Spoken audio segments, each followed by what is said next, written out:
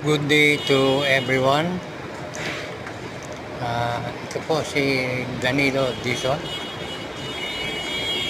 ng sa aking YouTube channel na Danilo Dizon TV at sa Danilo Dizon 2.0.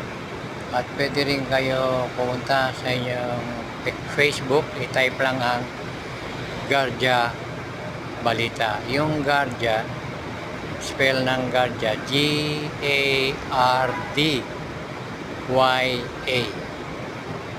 Tapos Balita, Gardia Balita.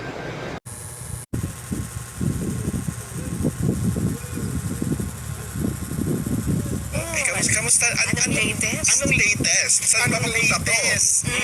Kanina, di ba, a few hours ago, Senator Win Gatchalian said that he has a full operational control of the Senate. What does that mean?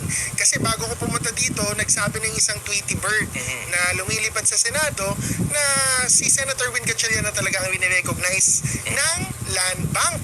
Okay, bakit importante yun? Kasi yung bank account ng Senado, in terms of sweldo. Hindi lang sweldo. Importante din yung MOOE ng mga senador. Hindi na yan dadaan kay Senator Alan Peter Cayetano. Hindi na natin siya matawag na Senate President. We have to call him na. I have to call him na Senator Alan Peter Cayetano. Hindi na siya yung pumipirma niyan at hindi siya yung kinilala ng Land Bank. Apparently. Kasi kakapirma lang kanina, just a few hours ago, ni Senator Win Gatchalian, acting Senate President, ng lahat ng mga documents relating to financial aspects of the Senate. What does that mean? That means talagang de facto and de jure, in fact and in theory, it is Win Gatchalian who was in control of the Senate. Pero ngayon kay hapon lang, binasura ng Korte Suprema yung petisyon ng guro na si John Barry Tayam na kumikilala na may quorum yung 12 senador. Ano pong epekto nito ngayon dyan sa Senado? Actually, that reinforces the block of Senator Win Gatchalian. Baka madaming misunderstand nung dismissal ng Supreme Court. Hindi sinasabi ng Supreme Court na mali yung quorum na 12. Hindi nila sinasabi na invalid ang election ni Senator Win as pro tempore and yung kanyang pag-act as acting Senate President. Walang ganun sinabi ang Supreme Court. Ang petition kasi ni Barry Tayam, while it is quote-unquote favorable to the block of Senator Win Gatchalian, ang kanyang prayer or yung kanyang goal ay for the Supreme Court to declare the quorum of 12 as valid and the election of Win Gatchalian as pro tempore valid. Yun yung kanyang prayer. So, does it mean nung dinismiss ba ng Supreme Court, mali na yon? The opposite is true? No. Ang ginawa lang ng Supreme Court, dinismiss yung petition ni Barry Tayam because ang sabi ng Supreme Court, hindi ikaw, Mr. Barry Tayam, ang tamang tao para mag-file ng petition. Wala kaming sinasabi sa merits, wala kaming sinasabi sa quorum, 12 or 13, Avellino versus Cuenco, wala. Walang sinabi ng Supreme Court. Ang sabi lang, wala kang standing or legal injury, wala kang sarili mong stake or interest doon sa kinakaso mo, kaya hindi namin yan pwedeng so sino dapat?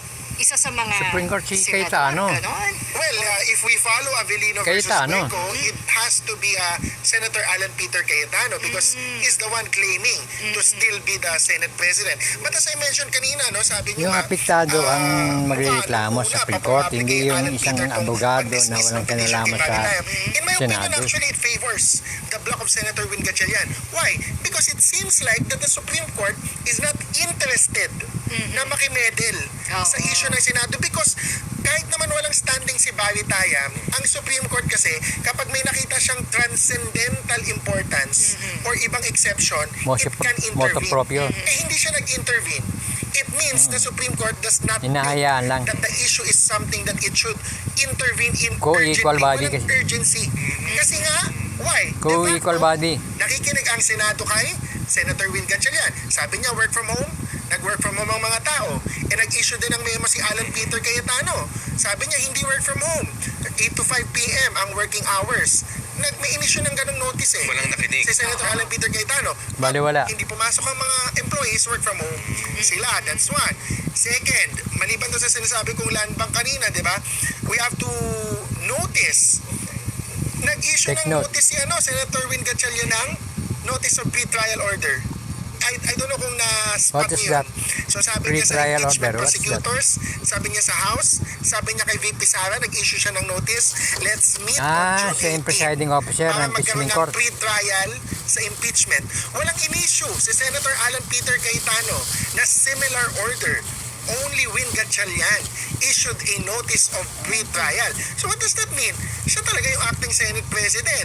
Kasi siya So, nag-issue naman sa lumalabas, presiding officer of the impeachment trial. si Gatchalian na overall, ino-honor ng itong dismissal ng petition ni Land Bank, Baritayam actually reinforces si the fact Gatchalian, na internal political Tinanggap yung issue, pirma ni yung Gatchalian. election ng, Wala si Cayetano. Hindi Senate kinesyo. President, Bakit si Senate Gatchalian to? Hindi si Contemporary Cayetano. ng leadership Walang ng ganon. Senate. And the Supreme Court is Tinilik, more or less saying, tinanggap, hands off kami dito. tinilala ng Land Bank. Sa Avelino Cuenco Kasi versus doon kukuha ng Cuenco pampasweldo eh. 1949. Nag-issue Ganun ng din cheque naman si yung Gatchalian. unang, Supreme Court, Tinanggap diba? ng Land Bank, hindi rin muna tinanong. sila nakialam. Hindi pwede to. Ang unang desisyon Walang nila, ganon. wala silang jurisdiction. So nakasweldo na Hindi siguro kami yung pwede Tiado makialam kanina. Kasi may tinatawag pang political question. Yes. Hindi nakikialam ang Supreme Court kasi legal question lang ang pinapakialaman niya. Kung pampolitika yan, ay, hep. Hindi kami makikialam. Paano naging politika? Kasi numbers game eh. Correct. Eleksyon ng mga senador. So sabi ng Supreme Court, ba't kami makikialam dyan? Kayo lang naman ang pwede bumoto sa isa't isa. Kami Supreme Court, hindi naman namin pwede Nanonood iboto lang ang kami. Senate President eh. So kayo mag-ayos Kung wala yan. nagreklamo, Ito first nanonood decision. lang kami. So, kailan pumasok yung SC doon? But, yun nga, ang Kung may kapangyarihan si nito Cayetano, ng magrereklamo. hindi nabasa yung second decision. May second decision eh, kasi nag-MR, nag-motion for reconsideration si Avelino. Natalo si Avelino sa first round, hindi siya pinanigan ng Supreme Court kasi nga wala daw jurisdiction. So sa second round, sabi ng Supreme Court, yes, we have jurisdiction and the quorum of 12 is valid out of Patay. 23 based on the reason na pag may nasa abroad or pag may nasa wala Hindi sa makakaboto. coercive jurisdiction ng Senate, hindi siya pwede sa Rules. counting of the quorum. Yun ang rules. So panalo doon si Senator, Gatchalian. acting Senate President Win Gatchalian, legally from the Supreme Court, from Ay, the recognition maliwanag. by the House, Si from the recognition by Gatchalian, Malacanang, kinikilala and mention ng Avelino ng din. Malacanang, Kasi nga, tatandaan din ng iba House nating of mga Representatives, abogado kasi hindi nila tinitingnan yung at history. ng Land Bank. President So, Quirino, back then, at saka ng also recognized the election of Cuenco. ng And that was empleyado noted ng by the Senado, Supreme Court. siya ang kinikilalang leader. Na-recognize ng Presidente Therefore, ay yung paksyon ni Cuenco na valid. Si Why is that Cayetano, important? kahit sabihin Because the pa Supreme niyang Court will say, paulit-ulit the na political siya ang Senate branches President. recognize each other, Pero there's nothing kung wala to namang resolve. sumusunod Bakit sa kami kanya, makikisali? Maayos naman yung Senate galaw ng President na walang political tao. branches. Ganun lang ibig Nagsola sabihin. ba si PBBM Walang sumusunod sa eh. July 27? Walang kami Sino kilala sa masusunod? kanya.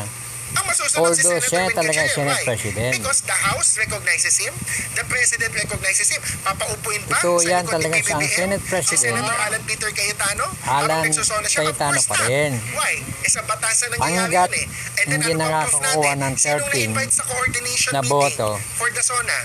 Not sila the Secretary General Gatchalian. of Alan Peter Cayetano. Si Gatchalian, but the hindi Secretary magiging General Senate President. of the Gatchalian Acting lang block. siya as Si, if Senate I'm correct, no? Si President Bantog pro yata. tempore or Isa Vice kasi si, President. si Attorney Jose Montales. Ito si Bantog is the Secretary General of Kayo po the ay Gatchalian block. Assuming may dalawang nakikinig block ha. But so far, sa based on the aking YouTube recognition channel, ang by the political Danilo branches who are co-equal, Dizon co-equal to. So, sino masusunod? 2.0. Senator Alan Peter Cayetano Pakiclick lang po yung insists palad sa baba, he's still yung the kamay, Senate President, saka yung aking or all larawan. the rest of the government, from the CSC to the Para Office of the lumabas yung President to subscribe, Malacanang pakipinto, to the House of Representatives and the Land Bank. Pag nagawa niyo po So, yan, maraming the most salamat important aspect, at kasi Senate President ka nga, wala ka namang pinipirmahan. muli So, ka pa hanggang naging sa Senate susunod President. na Attorney, vlog. kung wala ng kapangyarihan pa si Senator Cayetano, Thank you po hanggang for saan watching. naabot yung kanyang Good day. pangunguyapit sa power?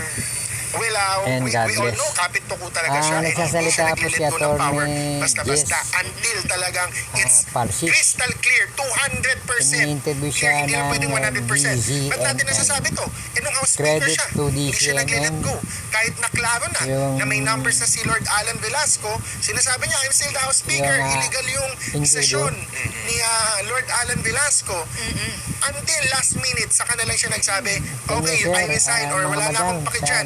I leave it up DZNN. to the Lord. So Ginamit ko makakagulo po kaya yung ito sa materialis niya. impeachment trial, sa darating na Yung SONA. tulo-tulo nito, baka mamaya madiskaril yung impeachment at baka magkagulo rin doon sa impeachment.